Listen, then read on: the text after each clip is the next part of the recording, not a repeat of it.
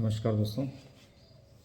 देखिए, अभी इस समय जो बहुत सारे विद्यार्थियों के परीक्षाओं के बाद में जो विशेष प्रकार का अवसाद या विशेष तरह का डिप्रेशन बना हुआ है, मनोवैज्ञानिक तरीके से क्या उपाय किए जाएं कि ये डिप्रेशन जो है वो दूर हो या अवसाद दूर हो। मनोविज्ञान में इसके लिए कुछ खास उपाय बताए गए हैं और ये अपने आप में घरेलू उपाय होने के साथ ही ऐसे उपाय हैं जिनका उपयोग आप स्वयं अपने स्तर पर करते हुए अपने डिप्रेशन या अवसाद से बाहर निकल सकते हैं। और सुनिश्चित रूप से सभी विद्यार्थियों को ऐसा करना भी चाहिए। दोस्तों, जो चर्चाएं मैं यहाँ पर कर रहा हूँ ये अपने आप में मेडिकल से जुड़ी हुई चर्चाएं नहीं है, बल्कि मनोविज्ञान से जुड़ी हुई चर्चाएं हैं और ये सामान्य रूप से हर उस विद्यार्थी के लिए उपयोगी हो सकती है जो किसी न किसी वजह से डिप्रेशन में रहता है, अवसाद में रहता है। तो क्या क्या हमें इस समय विशेष रूप से उपाय करने चाहिए, क्या क्या उपाय हम करते हुए डिप्रेशन से बाहर आ सकते हैं। तो सबसे पहले नंबर पर तो दोस्तों ज़रूरी है कि हम मेडिटेशन करें।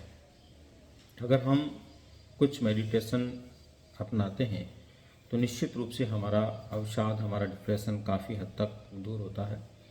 दूसरे नंबर पर कुछ सामान्य से टिप्स हैं, जैसे कि आप जहाँ भी रहते हैं उस घर में, उसके घर के आसपास या कोई बगीचा है तो वहाँ पर जो पेड़ पौधे होते हैं उनके साथ में अपना समय गुजारें।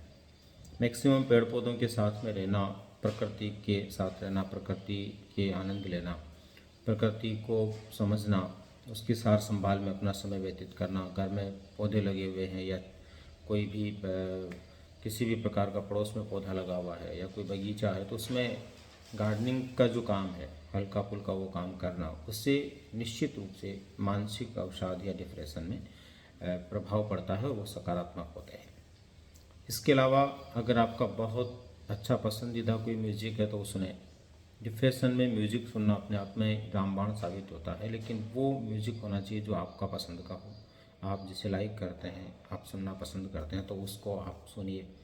इसके अलावा जो है आप एक्सरसाइज कर सकते हैं, विभिन्न प्रकार की एक्सरसाइज करनी चाहिए। कुछ विद्वानों का मानना है कि एक्सरसाइज जो होती है उसको करने से व्यक्ति में हैप्पीनेस वाले हार्मोन्स डेवलप होते हैं और हैप्पीनेस वाले हार्मोन्स जब डेवलप होंगे तो सुनिश्चित रूप से आपको अवसाद से या डिप्रेशन से बाहर लाने में जो है योगदान देंगे।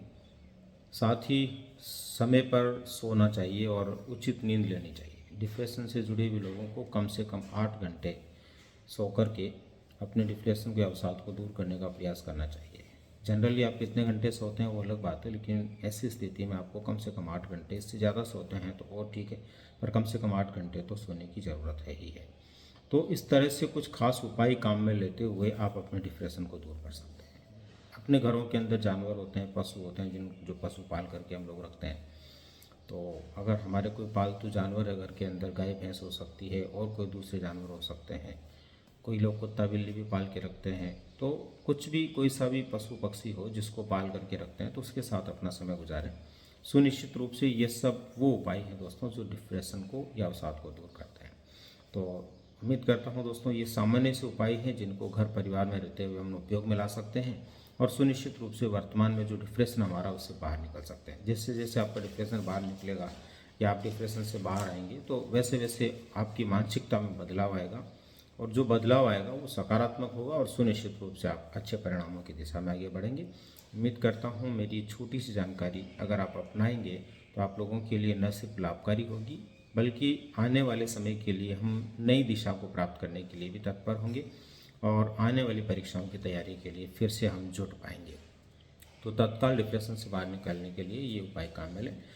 इसके साथ ही मैं आप लोगों से एक बार फिर से ये भी बताना चाहूँगा कि डिप्रेशन या अवसाद में जाना किसी समस्या का हल नहीं होता है। किसी समस्या का हल होता है उसकी दिशा में हम और नई ऊर्जा के साथ सकारात्मक रूप से कैसे काम करें ताकि जो कमियां रही वो दूर हो पाए। तो मिलते हैं दोस्तों फिर किसी नई जानकारी के साथ में। धन्यवाद।